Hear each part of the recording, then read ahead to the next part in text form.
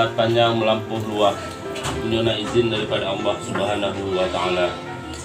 Selawat mengiring salam, mari sama-sama kita sampaikan seluruh oleh alam, yakni baginda Nabi besar Muhammad sallallahu alaihi wasallam yang akan bertanya selaku umat daripada Gabnyan dari alam kebodohan kepada alam yang penuh dengan ilmu pengetahuan. Yang kami hormati Bapak Kecil beserta staf kampung Ujung Padang.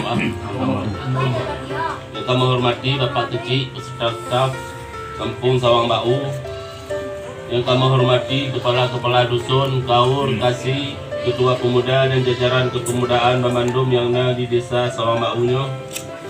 Kemudian yang kami hormati ketua PET serta anggota.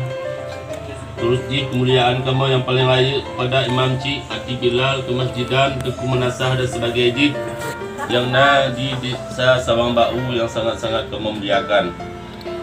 Berikut dibaknyan karena tua cit pada pemangku adat dan hukum Kampung Blangkuala yang sama-sama berhadir di tempat yang berbahagianya yang sangat-sangat kamu hormati.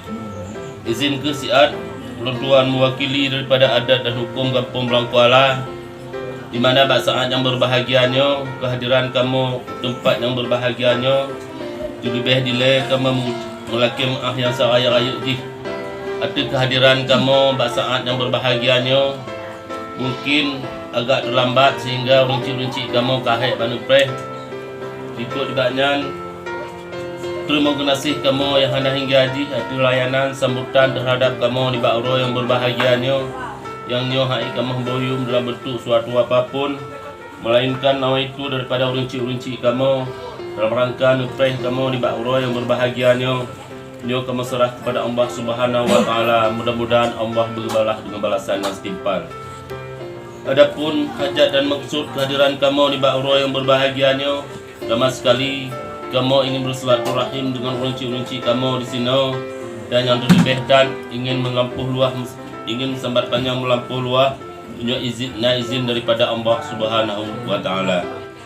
Di mana pada barosa atau baroh oleh salah satu keluarga ahli keluarga di Kampung Blangkuala dan bisi-bisi dibebankan sebuah amanah kepada kamu, di mana oleh goknya nasido anak, di mana anak goknya mungkin bagi jajak tempat bapaknya nama kenang pulang sedo anak dengan anak salah sedo yang ada di rumah yang berbahagianya.